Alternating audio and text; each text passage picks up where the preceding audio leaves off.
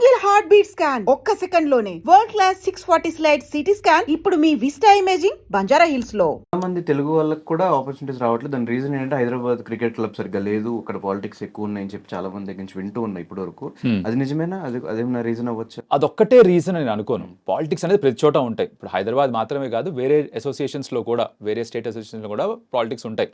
కాకపోతే నాకు అనిపించే పెద్ద రీజన్ ఏమిట్రా అంటే టిపికల్గా హిస్టారికల్గా చూసుకున్నా సరే ఇండియన్ టీంలో ఎక్కువ ఆడిన వాళ్ళు ఎవరా అంటే ఎవరైతే మన డొమెస్టిక్ రంజీ ట్రోఫీ గెలుస్తారో ఆ టీమ్స్ నుంచి ప్లేయర్స్ ఎక్కువ ఉంటారు. ముంబై, ఢిల్లీ, నార్త్ వాళ్ళు ఎక్కువ గెలుస్తుంటారు కాబట్టి వాళ్ళు ఎక్కువ ఉంటారు. హైదరాబాద్ ఒకసారి గెలిచింది, అది కూడా చాలా చాలా కాలం అయిపోయింది. కర్ణాటక గెలిచినప్పుడు ఆ ప్లేయర్స్ వచ్చారు, తమిళనాడు వాళ్ళు గెలిచినప్పుడు ఆ ప్లేయర్స్ వచ్చారు. సో బేసిక్గా నోటీస్ అవ్వాలి అంటే టైటిల్ గెలవాలి, నాకౌట్స్ దాకా వెళ్ళాలి కనీసం. అది తక్కువ సార్లు జరుగుతుంది హైదరాబాద్కి. నౌ అగైన్ అది ఎందుకు తక్కువ సార్లు జరుగుతుంది అంటే పాలిటిక్స్ వల్ల కరెక్ట్ ప్లేయర్స్ రారా, ఇవన్నీ కథలు వేరే. బట్ ఈవెన్చువల్గా నాకౌట్స్ దాకా వెళ్ళరు కాబట్టి రికగ్నిషన్ అంతా దొరకదు ప్లేయర్స్కి. అండ్ కమెంటరీ చెప్పే వాళ్ళకి ఒక లిమిటేషన్ అంటూ ఏముండదా? ఉంటుందిగా, నోటుకు వచ్చిన బూతులు మాట్లాడలేంగా.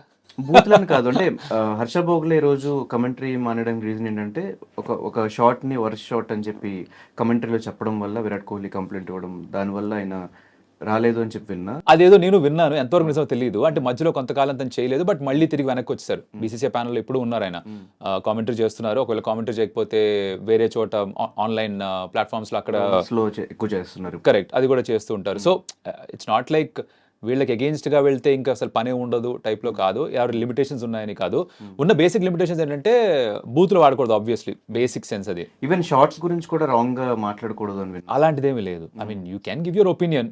జనరల్గా చెప్తారు ఏంటంటే ఎక్కువ క్రిటిసైజ్ చేయకూడదు అంటారు. ఒకప్పుడు పాత కామెంటేటర్స్ ఉండేవాళ్ళు, లైక్ రిచి బెనో ఇలాంటి వాళ్ళు ఏమన్నారు అంటే నెవర్ క్రిటిసైజ్ ఎ ప్లేయర్. ఏమన్నా ఉంటే ఎవరు బాగా ఆడారో వాళ్ళ గురించి చెప్పండి, ఎవరు బాగా ఆడలేదు వాళ్ళ గురించి మెన్షన్ చేయకపోయినా పర్లేదు కదా, అది వాళ్ళ స్టైల్. కొంతమంది మొహమ్మీ చెప్పేస్తారు. ఇప్పుడు మనుషుల్లాగానే కొంతమంది అన్నీ స్వీట్గా చెప్తారు రేలంగమావిలాగా, కొంతమంది ఏమో కాస్త వెటకారంగా చెప్తారు, కొంతమంది ఏమో ఉన్నట్టుగా మొహమ్మీ చెప్పేస్తారు. అది ఎవరి స్టైల్ వాళ్ళది, ఒక్కొక్కరి స్టైల్ ఒకరిది. నచ్చుతుంది, నచ్చిన వాళ్ళకి నచ్చదు. అంటే ఏమి రిస్ట్రిక్షన్స్ ఉండి ఇట్లా మాట్లాడకూడదు అట్లాంటి ఏమి మీకు కామెంటరీలో స్టార్టింగ్ ఎప్పుడు చెప్పలేదు? అంతగా ఏమి ఉండవు, చెప్పాను కదా. అన్నెసరీగా లైక్ రీజనల్ బయస్ మీద వెళ్ళకూడదు, లేకపోతే కాస్ట్ స్లర్స్ ఏం వాడకూడదు. Anything which is controversial in terms of case వేయచ్చు అలాంటివి ఏమైనా అయిపోతే బూతులు మాడకూడదు. ఆబ్వియస్లీ కొన్ని పదాలు ఉంటాయి, అవి వాడకూడదు. రిలీజన్ గురించి మాట్లాడకూడదు, ఇలాంటివి ఉంటాయి బేసిక్ గైడ్ లైన్స్ అవి. అది ఎక్కడున్నా సరే, ఇప్పుడు మనం ఇంటర్వ్యూ చేస్తున్నా కూడా మీరు ఆబ్వియస్లీ ఒక నార్మల్ తెలుగులో మాట్లాడతారు, మనం ఇది ఆఫ్ కెమెరా వేరేగా మాట్లాడుకోవచ్చు మన ఫ్రెండ్స్ అయితే, అవి ఇక్కడ మాట్లాడంగా అలాంటిది అది కూడా. ఓకే, మీరు కమెంటరీలో స్టార్ట్ చేసినప్పుడు మీ జర్నీ ఎలా స్టార్ట్ అయింది అసలు? ఇప్పటివరకు ఎలా కంటిన్యూ అవుతూ వచ్చింది? ఎట్లా స్టార్ట్ అయింది అంటే 2018లో మొదలైంది. దానికి కారణం నేను ఒక పార్ట్ టైం ఆర్జేగా చేసేవాడిని రెయిన్బో ఎఫ్ఎంలో 101.9. అక్కడ ఒక 5 ఏళ్ళు చేశా. ఫ్లో చూస్తున్న అర్థమవుతుంది ఆర్జే ఉంటారు అంటే ఐటీ జాబ్ చేస్తూ అది కూడా చేసేవాడిని. అక్కడ ఒక ఫ్రెండ్ తెలుసు, శ్రీనివాసన్ అబ్బాయి. అతనికి స్టార్ స్పోర్ట్స్లో స్టార్ట్ చేస్తున్నప్పుడు ఛానల్ వాళ్ళు అక్కడ ప్రొడ్యూసర్ పరిచయం, వెంకట్ రేగల అంటాం. అతను శ్రీనివాస్ నా పేరు రెఫర్ చేయడం, దట్స్ హౌ నేను ఆడిషన్ ఇచ్చా. అలా స్టార్ట్ అయింది జర్నీ అలా స్టార్ట్ అయింది. ఫస్ట్ సీజన్ చేశాను. దాని తర్వాత 2019లో వాళ్ళు ఫుల్ ఫ్లెజ్గా ఛానల్ స్టార్ట్ చేసినప్పుడు వచ్చి జాయిన్ అవుతావా అన్నారు. అంటే వాళ్ళ రోల్స్లో కాదు, కాంట్రాక్ట్ ఇస్తాం కానీ ఫుల్ టైం చేస్తావు అని అడిగారు. ఇదేదో బాగుంది అనుకున్నా, ఎందుకంటే నచ్చిన స్పోర్ట్ గురించి మాట్లాడుతూ డబ్బులు కూడా ఇస్తామంటే ఎవరు కాదంటారు. So I said okay.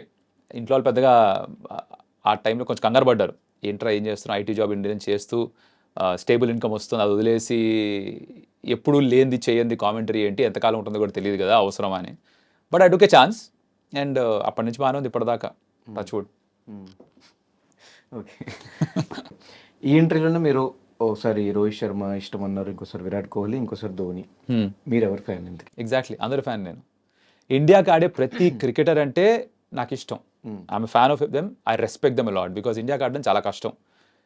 ఇన్ని కోట్ల మంది క్రికెట్ ఆడితే దాంట్లో వందల మంది ఆడతారు. ఎంత ఎగ్జాక్ట్ నెంబర్ తెలియదు కానీ 300-350 మంది టెస్ట్ మ్యాచ్ ఆడారు ఇండియాకి. మొత్తం అంతా కలిపిన 1000 మంది కంటే ఎక్కువ ఉండరు టెస్ట్, ఓడిఐ, T20 ఆడింది ఇన్ని కోట్ల మందిలో. అంటే ఇండియా వరకు ఆడాలి, అక్కడ వరకు వెళ్ళాలి అంటే ఎంత కష్టపడాలో ఒక చిన్న ఐడియా నాకు ఉంది. సో అక్కడ వరకు వెళ్ళిన ప్రతి ఒక్కరిని నేను రెస్పెక్ట్ చేస్తాను, ప్రతి ఒక్కరికి ఫ్యాన్ నేను. It's not just Virat, Rohit or Dhoni. Bumrah అయినా, కపిల్ దేవ్ గారైనా, మహేందర్ అమర్నాథ్ అయినా, వాళ్ళ నాన్నగారు లాలా అమర్నాథ్ అయినా, సునీల్ గవాస్కర్ అయినా, గుండప్ప విశ్వనాథ్ గారైనా, ఎర్రపల్లి ప్రసన్న అయినా, వెంకటరాఘవన్ అయినా, బిషన్ సింగ్ బేడీ అయినా బాగానే గుర్తున్నాయి బ్రో. చిన్న ఇవి చెప్తున్నా కానీ క్రికెట్ తప్ప నాకు ఇంకే ప్రపంచం లేదు. సో బేసిక్గా చిన్నప్పటి నుంచి వాళ్ళ కథలు విన్నా, వాళ్ళని చూసినా, సచిన్ టెండూల్కర్ అయినా ఎవరైనా సరే ఇండియాకి ఆడారంటే వీరాభిమాని వాళ్ళకి నేను. సో ఈ ప్లేయర్ మాత్రమే నాకు ఉండదు. అందుకని ఐపీఎల్కి వచ్చేసరికి నాకు ఫేవరెట్ టీం కూడా ఉండదు. జనాలు అనుకుంటారు 1% అయినా వేరే టీం ఫేవరెట్ ఉంటుంది కదా. ఐపీఎల్ లేదు, India is my favourite team. ఇప్పుడు మీరు వరల్డ్ ఎవరాడినా సరే, ఏ మ్యాచ్ అయినా సరే అని అడిగితే నేను ఇండియాని గెలుస్తుందంట. అంటే అక్కడ పరిస్థితి దారుణంగా ఉన్నా కూడా 9 వికెట్లు పడిపోయినా కూడా ఇండియాని గెలుస్తుందంట. అంత పెద్ద పిచ్ ఫ్యాన్ నేను కూడా అందరిలాగానే. బట్ ఐపీఎల్కి వచ్చేసరికి నాకు ఇది జస్ట్ ఎంటర్టైన్మెంట్. ఇది ఎవరు గెలిచినా నాకు ఫరక్ పడదు. It's fun, it's just fun. ఎక్కువ కొంచెం సపోర్ట్ ఎక్కువ లేదు, అగైన్ అది అనిపిస్తుంది. ఎందుకు అంటే రీజనల్ ఛానల్ ఇది. సో ఆబ్వియస్లీ ఆ రీజన్కి సంబంధించిన టీంకి కాస్త బయాస్ ఉంటుంది. ఇప్పుడు మీరు తమిళ కామెంటరీ ఉన్నారనుకోండి, సిఎస్కేకి బయాస్ ఉంటుంది. కన్నడ కామెంటరీ ఉన్నారనుకోండి, ఆర్సీబీకి బయాస్ ఉంటుంది. మన తెలుగు భాషలో, ఆ తెలుగు రాష్ట్రాల్లో ఉన్న ఇబ్బంది ఏంటంటే SRH is not your number 1 team. 4 home teams ఉన్నాయి తెలుగులో, RCB, CSK, MI, then SRH. So 4 teams ఉన్నాయి కాబట్టి 4 టీమ్స్కి ఫ్యాన్స్ చీలిపోయి ఉన్నారు కాబట్టి మీరు ఏ టీంని సపోర్ట్ చేసినా అవతల టీం వాళ్ళ ఫ్యాన్స్ వేసుకుంటారు మిమ్మల్ని. సింపుల్ కాన్సెప్ట్ అది. ఈవెన్ తమిళ్లో చూసుకున్నా, ఎక్కడ చూసుకున్నా కొంతమంది ఇటు చాలా తక్కువ, తెలుగులో కంటే తక్కువ. ఇక్కడ ఏంటంటే ధోని రెఫరెన్స్. ఇక్కడ ధోని కోసం సిఎస్కే ఫ్యాన్స్, విరాట్ కోహ్లీ కోసం ఆర్సీబీ ఫ్యాన్స్, రోహిత్ శర్మ కోసం ఎంఐ ఫ్యాన్స్, అలా లాయల్టీస్ డివైడ్ అయిపోయి ఉన్నాయి. ఎస్ఆర్హెచ్కి ఉన్న ఫ్యాన్స్ ముందర నుంచే ఉన్నారు. ఆ team fans are very special because ఒక ఇండియన్ సూపర్ స్టార్ ఆ కనెక్ట్ లేకపోయినా కూడా టీంని బ్యాక్ చేస్తూ వచ్చారు. ఇప్పుడు సడన్గా బాగా పర్ఫామ్ చేస్తున్న దాని ఫ్యాన్స్ అయిపోలేదు ఎవరు. ముందు నుంచి కూడా చేయకపోయినా దానికి బ్యాక్ చేస్తున్నారు. Similarly for RCB also. Cup లేదు 16 సంవత్సరాలుగా, అయినా కూడా బ్యాక్ చేస్తూనే ఉంటారు. What I'm saying is Telugu స్టేట్స్లో ఇలా చీలిపోయి ఉన్నారు ఫ్యాన్స్. సో మీకు ఎస్ఆర్హెచ్ గేమ్ వర్సెస్ ఆర్సీబీ ఉంటే ఆర్సీబీ ఫ్యాన్స్కి నచ్చదు. ఆర్సీబీ సిఎస్కే ఉంటే సిఎస్కే ఫ్యాన్స్కి నచ్చదు. ఇప్పుడు ఆర్సీబీ ప్లేని పొగిడితే వీళ్ళకి నచ్చదు, వీళ్ళ ప్లేని పొగిడితే వీళ్ళకి నచ్చదు. మీకు ఎగ్జాంపుల్ ఇస్తాయి. ఇప్పుడు నాకు సోషల్ మీడియాలో సిఎస్కే మ్యాచ్ అయింది అనుకోండి, ఆ రోజు వరుసగా రాత్రి నాకు బూతులు ఉంటాయి, ధోని తప్ప ఇంకేం మాట్లాడవా అని. ఓకే, ఆర్సీబీ మ్యాచ్ అయిపోయింది, కోహ్లీ సెంచరీ తప్ప ఇంకెవరి సెంచరీకి అసలు కామెంటరీ చేయవా, రోహిత్ శర్మకి ఎప్పుడన్నా కామెంటరీ చేసావా అసలు అని చెప్పి తిడతారు.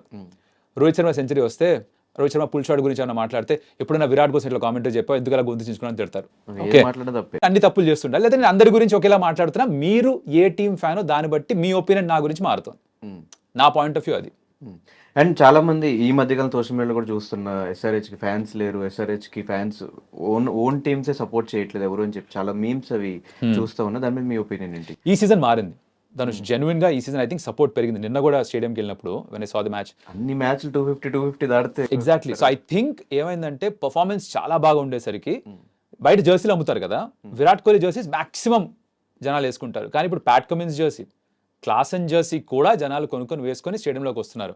అండ్ టాస్ జరిగినప్పుడు ఆర్ అదర్ ఎంట్రీ ఇచ్చినప్పుడు విరాట్ కోహ్లీ గ్రౌండ్లోకి రాగానే గట్టిగా అరిచారు. అది ఎక్స్పెక్టెడ్, రైట్? సౌండ్ నెక్స్ట్ లెవెల్లో ఉండింది. షాక్ అయ్యి ఏంట్రా ఇది ఇంత సౌండ్ వస్తుంది, తిరిగి చూస్తే విరాట్ కోహ్లీ ఎంట్రీ. ఓకే, అర్థమైంది. టాస్ అప్పుడు ప్యాట్ కమిన్స్ రాగానే అంతే గట్టిగా అరిచారు. నాకు అర్థం కాలేదు. టాస్లో Faf du Plessis Pat Cummins, Indian star ఎవరు లేడు, అంతే గట్టిగా అరుస్తున్నారు. బిగ్ స్క్రీన్లో ట్రావిస్ హెడ్ రాగానే అంతే గట్టిగా అరిచారు. సో ఇప్పుడు మీరు డెసిబల్ లెవెల్స్ మెజర్ చేస్తే బహుశా కాస్త తక్కువ ఉండొచ్చేమో విరాట్ కోహ్లీతో పోలిస్తే. But what I'm trying to say is SRH కూడా అంతే ఫ్యాన్ బేస్ పెరుగుతోంది, ఎస్పెషల్లీ ఈ సీజన్లో. అంటే వార్నర్ బయటకు వచ్చిన దగ్గర నుంచి మరీ ఫ్యాన్ బేస్ డల్ అయిపోయింది అని చెప్పి, అది వార్నర్ ట్రీట్ చేసిన విధానం వాళ్ళకి నచ్చలేదు ఫ్యాన్స్కి. ఎవరైతే టీంతో పాటు ట్రావెల్ అయ్యారో ఇన్ని సంవత్సరాలుగా, ఎవరైతే వార్నర్ని ఆడించలేదో, బెంచ్ చేశారు, తర్వాత టీంలో తీస్తారు, తర్వాత బ్లాక్ చేశారు సోషల్ మీడియా అని చెప్పి ఇవి కూడా వచ్చాయి. ఇవన్నీ చూసి కొంచెం హర్ట్ అయ్యారు ఫ్యాన్స్. బట్ నెక్స్ట్ సీజన్ మళ్ళీ ఎవరైతే వచ్చారో వాళ్ళు ఓన్ చేసుకున్నారు. ఇప్పుడు ఈ సీజన్లో ప్యాట్ కమిన్స్ అంత ఖర్చు పెట్టుకున్నప్పుడు నాకు ఆప్షన్లో టు బి ఆనెస్ట్ నచ్చలేదు. బికాజ్ ప్యాట్ కమిన్స్ ఆస్ట్రేలియాకి T20 ఆడు, అలాంటి ప్లేయర్ని 20 కోట్లు ఖర్చు పెట్టి తీసుకొచ్చారు, ఏమవుతుందా అనుకున్నాను నేను కూడా. బట్ ఇప్పుడు పర్ఫామ్ బాగా చేస్తున్నారు కాబట్టి, గెలుస్తున్నారు కాబట్టి మూవ్ కరెక్ట్ అనుకుంటాం.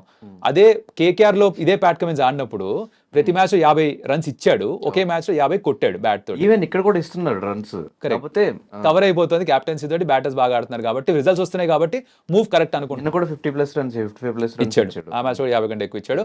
బ్యాట్ తోటి బాగా చిన్న క్యామియో ఆడాడు. బట్ గెలుస్తున్నారు కాబట్టి తీసుకునే నిర్ణయం కరెక్ట్ అనిపిస్తుంది, గెలవకపోతే నిర్ణయం తప్పు అనిపిస్తుంది. ఆ టైంలో నాకు రైట్ కాదేమో అనిపించింది, అంత డబ్బులు ఇవ్వడం ఒకే ప్లేయర్కి. But they back that. ఈ ఫ్యాన్స్ ఏమో అప్పుడు కూడా 20 crores మాడికి ఇచ్చారు అని వాళ్ళు ఓన్ చేసేసుకుంటున్నారు. ఎందుకు ఏమిటన్నది, ఈ ఇంత ప్రేమ ఒక టీం మీద నాకు యాక్చువల్లీ అర్థం కాని విషయం. ఇండియాకు ఉండడం I can relate to it, but ఈ ఫ్రాంచైజీ లీగ్లో నెక్స్ట్ లెవెల్కి వెళ్ళిపోతుంది ఇది. కొట్టేసుకుంటారు ఇష్టం వచ్చినట్టు. అంటే ప్యాట్ కమెంట్స్ కెప్టెన్సీ లక్ అనుకోవచ్చా, నిజంగానే ఆయన పెడుతున్నవంతా జరుగుతున్నాయి? ఒకసారి అంటే లక్ అనొచ్చు కదా ధనుష్, ప్రతిసారి లక్ అనలేంగా. అంటే బౌలింగ్ కూడా అంతే, వీళ్ళు 270 కొడుతున్నారంటే అందులో ఒక 200 ప్లస్ రన్స్ కూడా ఇస్తున్నారు కదా. ఇస్తున్నారు, అదైతే ఉంది. దానికి again 2 కారణాలు నేను అనుకుంటున్నా. ఒకటి పెద్ద టోటల్ ఉంది అన్నప్పుడు ఆబ్వియస్లీ అపోజిషన్ కూడా అగ్రెసివ్గా ఆడతారు, అదొకటి. 2 బౌలింగ్ అంత గొప్పగా లేదు, ఏమాట కాబట్టి ఒప్పుకోవాలి. ఐ థింక్ ఒకటో 2 మ్యాచ్లు బౌలింగ్తో గెలిచారు వీళ్ళు, సన్ రైజర్స్ హైదరాబాద్ ఈ సీజన్. మిగతా బ్యాటింగ్ బలం వల్లే గెలిచారు. సో బౌలింగ్ ఒక కాజ్ ఆఫ్ కన్సర్న్. ఆర్సీబీ మ్యాచ్లో కూడా అడుగుతున్నా లక్క లేకపోతే ఏంటి లేదు, తన క్యాప్టెన్సీలో లక్కేం లేదు, మ్యాచ్లు గెలవడంలో కూడా లక్కేం లేదు. ఇప్పుడు బ్యాటింగ్ క్లిక్ అయినప్పుడు ఆబ్వియస్లీ గెలుస్తున్నారు. ఉట్టి బౌలింగ్ మీద ఐ థింక్ ఒకటే మ్యాచ్ నిజంగా చెప్పాలంటే బౌలింగ్ మీద గెలిచారు, ఆ రోజు బాగా చేశారు కాబట్టి. బట్ వీళ్ళ బలం బ్యాటింగ్. ఒకప్పుడు 5 ఏళ్ల క్రితం వరకు 140 కొడితే బౌలింగ్తో ఆపేసుకుంటారులే అని ఒక ఫీలింగ్ ఉండేది ఎస్ఆర్హెచ్ మీద. ఇప్పుడు రివర్స్ అయిపోయింది, 140 పవర్ ప్లేలో కొడుతున్నారు కదా 125. సో బ్యాటింగ్ అలా డామినేట్ చేస్తుంది వాళ్ళకి. ఈవెన్ భువనేశ్వర్ ని కూడా బౌలింగ్ సరిగ్గా యూజ్ చేయట్లేదు, ఓన్లీ 1 hour 2 hours కి అలా కూర్చోబెట్టేస్తున్నారు. అది captain's call, we don't really know. ఆ మ్యాచ్లో 1 over ఎందుకు ఇచ్చారో అర్థం కాలేదు కానీ, but is captain's is on point to be honest. Because ఎలా అయితే ప్లేయర్స్ని బ్యాక్ చేస్తున్నాడో, డ్రెస్సింగ్లో వచ్చే స్పీచెస్ అవ్వచ్చు, ఎలా అయితే ఒక యాటిట్యూడ్ స్ప్రెడ్ చేస్తున్నాడో, అది ఆస్ట్రేలియా కూడా చూసాం. ఊరికే అంటే ఏమి క్యాప్టెన్సీ లేకుండా యాషెస్ గెలవడం, WTC గెలవడం, వరల్డ్ కప్ గెలవడం జరగదు. ఆబ్వియస్లీ ఆ బ్రెయిన్స్ తన దగ్గర ఉన్నాయి, ఏ మూవ్ చేయాలి, ఎప్పుడు ఏ ప్లేయర్ని తీసుకురావాలి, ఎక్కడే ఫీల్డర్ని పెట్టాలి, అది దానికి బాగా అర్థమవుతుంది. ఈ అండర్స్టాండ్స్ గేమ్ రియలీ వెల్. మనకి నచ్చక్కర్లేదు ఆ ప్లేయర్, ఆస్ట్రేలియన్ కాబట్టి మనకు నచ్చాల్సిన అవసరం లేదు, బికాస్ మనం ఓడించేది వాళ్ళే ఎక్కువ. You don't have to like him, but have to respect for what he does. నచ్చకపోవడం కాదు కానీ మన ఇండియన్ ప్లేయర్స్ ని పక్కన పెట్టేసి కంప్లీట్ 4 hours మనోడు వేస్తుంటేనే కొంచెం అట్లా. అదే ఇది ఇక నాకు అర్థం కాని విషయం ఏంటంటే, ఐపీఎల్ వచ్చేసరికి సడన్గా తను ఇప్పుడు ఎస్ఆర్ఎస్లో ఉన్నాడు కాబట్టి, వరల్డ్ కప్ ఫైనల్లో వాళ్ళు గెలిచారు కాబట్టి సపోర్ట్ చేయకూడదు, ఆస్ట్రేలియన్స్ ఇండియాని ఓడించిన వాళ్ళు ఎలా సపోర్ట్ చేస్తారు మీరు, కొంచెం సిగ్గుందా అని సోషల్ మీడియాలో చాలా మంది పెడుతున్నారు, రైట్? నా పాయింట్ అంటే ప్రతి టీంలో ఫారినర్స్ ఉంటారు, ఈ ఫార్మాటే అది. ప్రతి టీంలో కంపల్సరీగా 4 ఫారినర్స్ ఆడతారా, ఆల్మోస్ట్ ఎవ్రీడే మ్యాక్సిమం 4 ఆడచ్చు. టీంలో 8 మంది ఉంటారు, ప్రతి టీంలో ఫారినర్స్ ఉంటారు. ఇండియన్ ప్రీమియర్ లీగ్ అయినా ఫారినర్సే తీసుకొస్తారు దీనికి యాక్చువల్లీ ఆ ఎక్స్ట్రా ఎక్స్ ఫ్యాక్టర్ని.